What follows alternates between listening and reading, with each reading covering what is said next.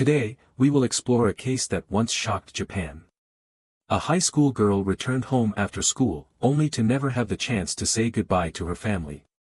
The case dragged on for 14 years without any clear clues, but in the end, justice was served.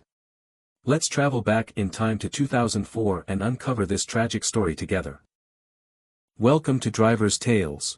I am a driver, and on every journey, I will tell you true stories, mysterious, thrilling, and unsolved cases. Welcome to today's story. On October 5, 2004, Satomi Tabuchi, a 17-year-old high school student from Hatsukeichi, Hiroshima, finished her exams and was allowed to leave school early. When she arrived home, she greeted her grandmother and younger sister before going up to her room to rest.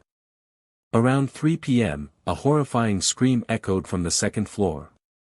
When Satomi's grandmother rushed upstairs, she was attacked by an unknown man with a knife. Despite her injuries, she managed to call the police. By the time authorities arrived, Satomi was lying motionless in a pool of blood, showing no signs of life. The police immediately launched an investigation. They discovered several foreign fingerprints, the suspect's shoe prints, and DNA samples under Satomi's fingernails. Her grandmother and sister described the perpetrator as a man in his 20s, with short hair, about 165 centimeters tall. However, despite interrogating over 40,000 people over 15 years, the police failed to identify the killer. Satomi's father refused to give up. He created a website to document every detail of the case and called for help from the public. The mystery deepened. No one had ever seen this stranger in the area. He was like a ghost, appearing out of nowhere, committing a brutal act, and vanishing without a trace. Could he have been a serial killer who had committed crimes elsewhere? Or was there a larger conspiracy hiding the truth? Amateur detectives on internet forums speculated that the perpetrator might not have acted alone. Someone could have helped him escape, or perhaps there was an even more sinister plot behind the case. 14 years later, in 2018, a chance incident led to a major breakthrough. Yamaguchi Prefectural Police received a call about a brawl between two construction workers. During the investigation, they discovered that one of the men, Kashima Murabu, had fingerprints that matched those found at the scene of Satomi's murder. When arrested, Kashima denied everything. But faced with undeniable DNA evidence, he finally admitted to the crime. He confessed that he initially intended to assault Satomi, but when she resisted fiercely, he killed her. But the question remains, how did a criminal like him manage to disappear for 14 years without being caught? Did someone help him escape?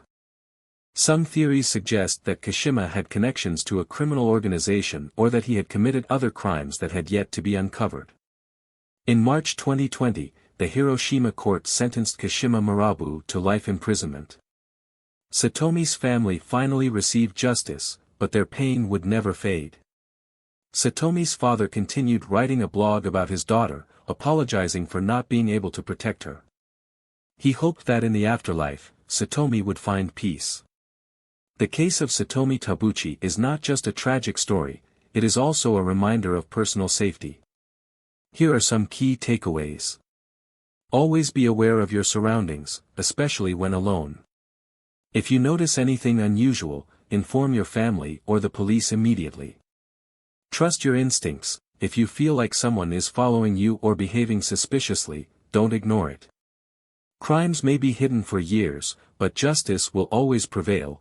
This case proves that even after 14 years, the perpetrator was finally brought to justice. That's the end of today's story. But the question remains, did Kashima really act alone? And how many other cases are still waiting for justice to be served?